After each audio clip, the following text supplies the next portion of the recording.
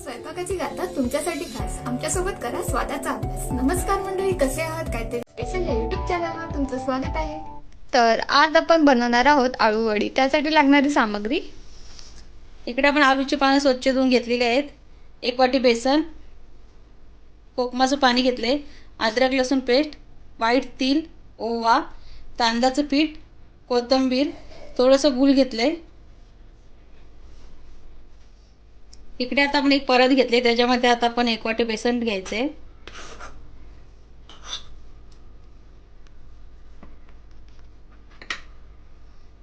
एक वाटी त्यात तांदळाचं पीठ,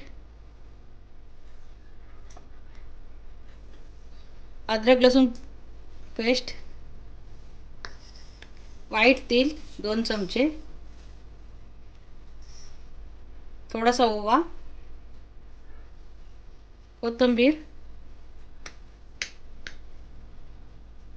थोडंसं गूळ टाकायचं आपल्याला,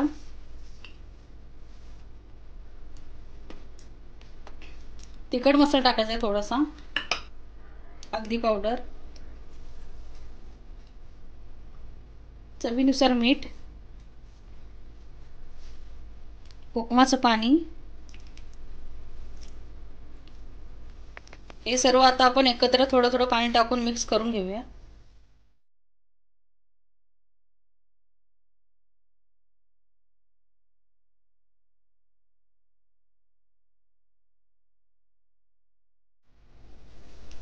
पीठ आता आपलं भिजून झालेलं आहे। आता आपण या आलूच्या पानांना लावून घेऊया। आता आपल्याला या आलूच्या शिरा काढून घ्यायच्या आहेत। आता आपण हे आलूचं पान पलटी मारलेलं आहे। आता आपण हे बेसन लावूया आपण।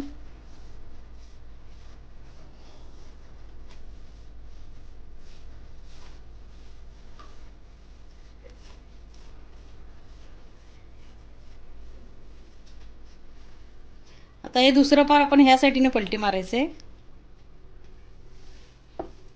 उलट सुलट अशी पलटी मारून पानं आपल्याला सर्व पानांना बेसन लावून घ्यायचे।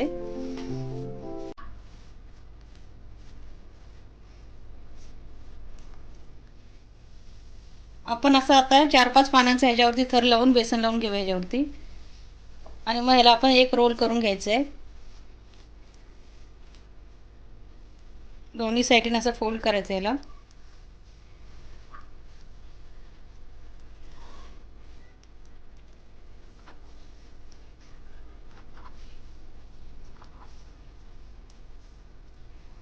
आता हे आपण वाफवण्यासाठी ठेवून देऊया।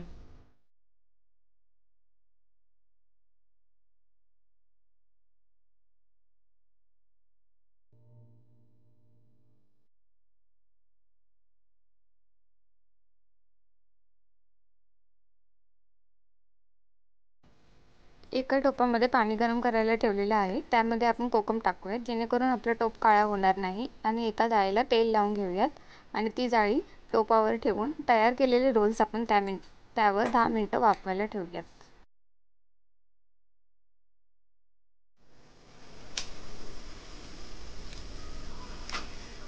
आता आपण इकडे चेक करूया झाली की आपली वडी।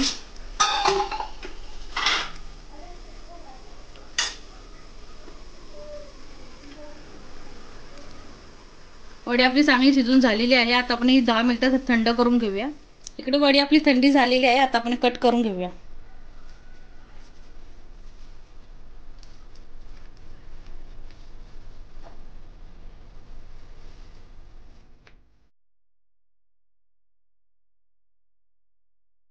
आता आपण हे स्लो गॅसवर तळून घेऊ।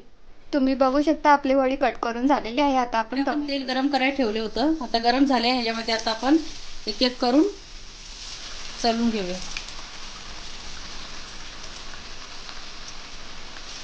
गॅस आपण फ्लास आणि स्लो मध्ये तळायची आपल्याला वडी। गॅस लो करूनच आपल्याला आळू वड्या लालसर होईपर्यंत तळून घ्यायचे आहेत। तुम्ही बघू शकता आपल्या वड्या लालसर असे तळून झालेल्या आहेत। आता आपण सर्व करूयात।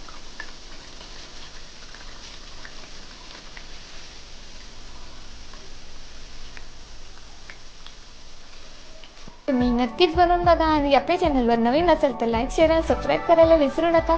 काहीतरी स्पेशल खाऊ आणि आरोग्याने आनंदी राहू। धन्यवाद।